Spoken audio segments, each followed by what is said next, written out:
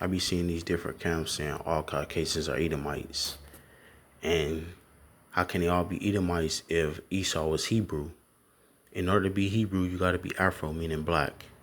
And I always wonder, how can Ashkenazi Jews be Edomites if they not Hebrew, if they came from Japheth, the son of Javan? I always wondered that, but it all makes sense when you go in the book of Jasher. A lot of these camps don't subscribe to the book of Jasher, but in Genesis, right here, it say Genesis 25 and 25, and the first came out red all over like a hairy garment, and they called his name Esau. And after that came his brother out and took hold of Esau's heel, and his name was called Jacob. And Isaac was 80 years old when she bore them. See, it never said what Jacob looked like, meaning he was black. So Esau came out, he would have looked like this, like Marvin James III. This would be a perfect example of what Esau would have looked like. A black man, albino. He would have been albino. You can tell the features, phenotype, not skin color. He got pale skin, as you see, like a Caucasian male, but you still can know he's a black man. This is what Esau would have looked like. We don't see too many of these people around no more. When they calling all Caucasians Edomites, when they come out of Japheth, like this Ashkenazi Jew right here. Now he's Caucasian. They don't look nothing alike. Their phenotype is different. You can tell he's a Caucasian male. He don't have no black Afro in him, even though he has less melanin. Now skin color, phenotype. You can tell they're two different people. They're not the same. He come out of Japheth, Gomer, Ashkenaz. That's where he come from. So it all makes sense when you go in the book of Jasher. You know they had wars with each other. Genesis 10:2. And the sons of Japheth, Gomer, Magog, Maddan, Javan, Tabi, and Meshech, and Tyrus. And the sons of Gomer, Ashkenaz, Rifab, and Talmon. And the sons of Javan, Elash, and Tarnish, Kittim, and Domain. By these were the isles of the Gentiles divided in their lands, everyone after his tongue, after their families and their nations. When you go to Joshua 10 and 16, and the children of Chittim are the Roman who dwell in the valley of Canopy by the river of Tiber. Now you see, the children of Chittim are Romans, and they say they Roman. Now you go to the book of Joshua 90. At that time, in the 5th year, after the children of Israel had passed over the Jordan, after the children of Israel had rested from their war with the Canaanites, at that time, a great severe battles arose between Edom and the children of Chittim, and the children of Chittim fought against Edom. See, if you read the book of Jasher, it tell you that they had wars with each other, and Chittim took over Edom, and they became one. When you go down to verse 8, and the children of Chittim ruled over Edom, and Edom became under the hand of the children of Chittim, and became one kingdom from that day. See, now it all makes sense how Ashkenazi Jews be called Edom, because they mix. They became one kingdom. And it all makes sense. But a lot of these camps don't subscribe to the book of Joshua, so they will know that. So they call all Caucasians Edomites when we know Esau was Hebrew. And when you go to Maccabees, and it happened after Alexander, son of Philip, the Macedonian, who came out of the land of Chittim, had smitten Darius, the king of Persia, of Medes, that he reigned in his stead the first year over Greece, and made many wars and won many strongholds and slew kings of the earth. See, where's Kittim? Modern day Cyprus, right here, Turkey. Chittim, a family of race descended from Javan. Yeah, Kittim, they come from Javan, so it makes sense. That's where the Romans at. Caucasians, not Edomites. They became one, but Chittim ruled over Edom.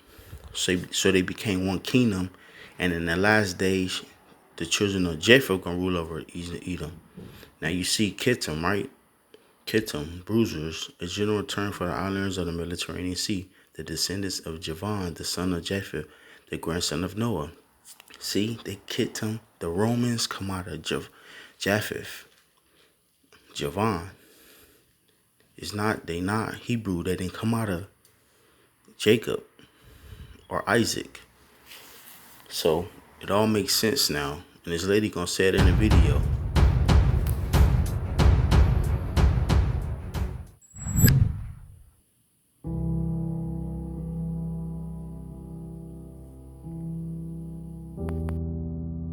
Sunday, a good day to correct some false teaching and lies that you've been told while sitting in church or even watching movies, reading books. Moses, chosen by God, given the 10 Commandments. Most of the laws are based on that today. Even your Constitution in America some of it is based on the 10 Commandments. Moses, born in Africa, raised by Africans. Moses was a Hebrew, an Israelite, and a black man. All Hebrews were black. All Hebrews were black. All Hebrews were black. All Hebrews were black.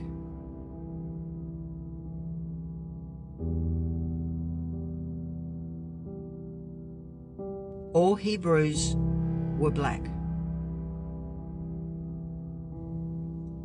He married a woman from Ethiopia, and his sister Miriam didn't like this.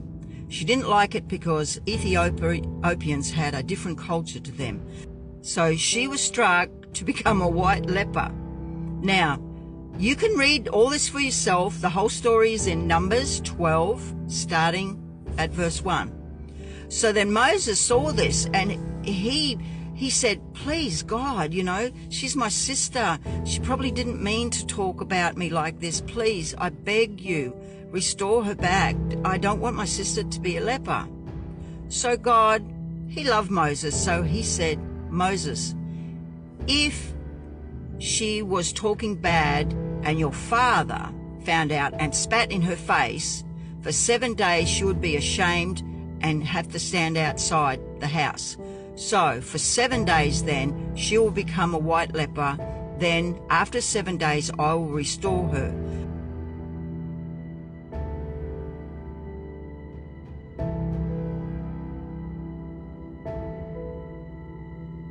But do not forget this lesson.